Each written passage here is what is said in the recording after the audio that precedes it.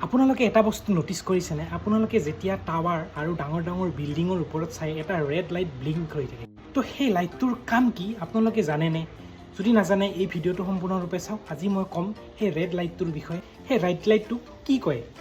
তাৰ নামটো কি তো এই লাইটটো কোৱা হয় এভিয়েশ্যন অবষ্ট্ৰাকশ্যন লাইট বা চমুকৈ ইয়াক কোৱা হয় এয়াৰক্ৰাফ্ট ৱাৰ্নিং লাইট তো এই লাইটটো যেতিয়া টাৱাৰ এডালত লাগি থাকে তেতিয়া কম উচ্চতাত উৰি থকা প্লেইন এখনৰ পাইলট এজনে মানে ইয়াৰ সহজতে ভিজিবল কৰিব পাৰে যেতিয়া ঘন কুঁৱলীৰে আকাশ আৱৰি ধৰে তেতিয়া বিল্ডিংবিলাকৰ এই লাইটছবিলাকে পাইলটক মানে ইয়াত ডিৰেকশ্যন লোৱাত বহুত সুবিধা কৰে এই লাইটছবিলাকৰ পৰা এয়াৰক্ৰাফ্টবিলাকৰ দুৰ্ঘটনাৰ পৰা ৰক্ষা কৰিব পাৰে এতিয়া আপোনাৰ মনত এটা প্ৰশ্ন উঠিব পাৰে যে ৰেড কালাৰটোৱে কিয় বাকী কালাৰ কিয় নহয় চাওক ৰেড লাইট কালাৰটো এনেকুৱা এটা কালাৰ গোটেইকেইটা কালাৰৰ ভিতৰত ইয়াৰ ৱেভ লেন্থটো আটাইতকৈ বেছি